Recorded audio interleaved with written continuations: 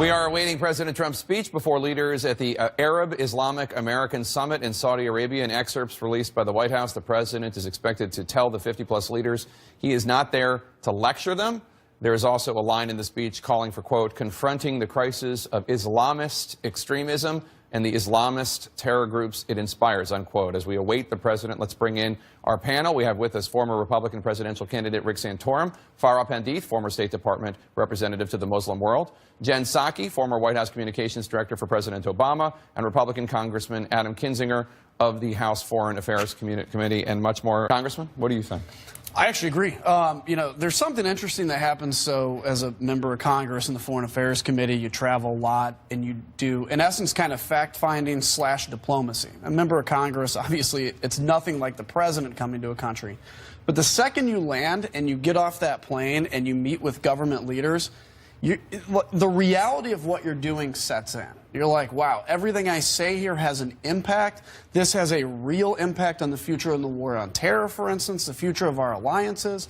And, you know, with that impressive show that the Saudis gave President Trump, I'm actually really proud of that. As an American exceptionalism that believes in American strength around the globe, to see that level of respect for, it's not just President Trump, it's for the American people from Saudi Arabia, I think that's fantastic. And then with this word change, I agree. I don't think there's anything wrong with saying Islamic terrorism. But if this is going to create controversy and unify everybody behind kind of American leadership, great. And I think we need to recognize it. But one of the things that Senator Rubio said that I think is an astute analysis is President Trump, they talk about how they want to bring up these human rights issues privately.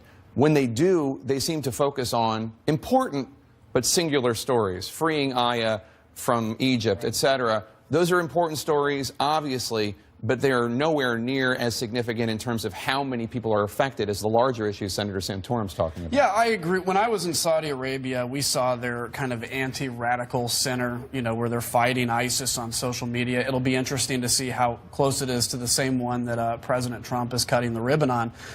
You see that stuff? So I think bringing it up is important. The one thing I do want to say, though, in the near term, that's long-term goals that are very important with Saudi Arabia. In the near term, we need to bring the coalition together to fight ISIS, to fight al-Qaeda, to fight our enemies there, but also to take care of Syria. The thing that people aren't realizing, a lot of people do, is right now Syria is creating a next generation of either terrorists or it's going to be the folks that can win this war within Islam. It's the 7 or 8-year-olds that are in refugee camps that if they don't get an education, they don't learn how to read or write, they are going to be fertile recruiting ground in 5 years for the next generation of ISIS. Or if they have an opportunity, these are going to be the young people that actually win the war within Islam. And I think that's really important to bring that coalition together now. We're going to squeeze in a quick commercial, and then we're going to come back and continue this conversation. President Trump is about to speak to the Muslim world in his first major address abroad. We'll take you there live next. Stay with us.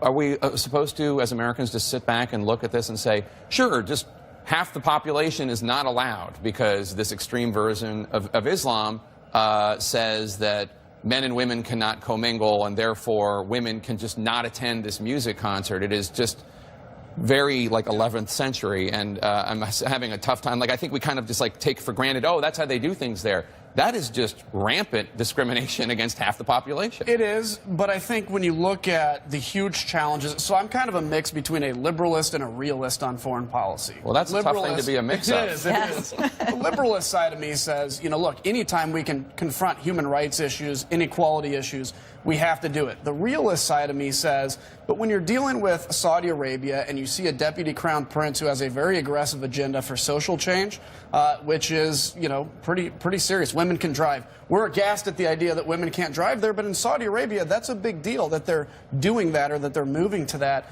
Or letting them vote in anything other than very local elections. Right. But on the broader, so the more realist side of me says, we have to confront the issues of Islamic extremism. We have to confront the issue of Syria. Syria is a human tragedy that's not going to get better on its own. It's only going to get worse, and it's being destabilized by Russia and Iran. And if we can bring these folks together, as the senator said, with Israel and Jordan, these are kind of alliances we never would have imagined to confront these challenges. Let's do that.